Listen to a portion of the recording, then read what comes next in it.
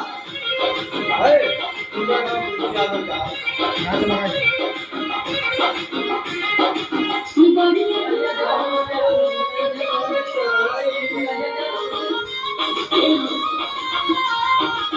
रतिया पहाड़ी गवाई बढ़िया देवावे पिया के प्यार करी रतिया पहाड़ी गवाई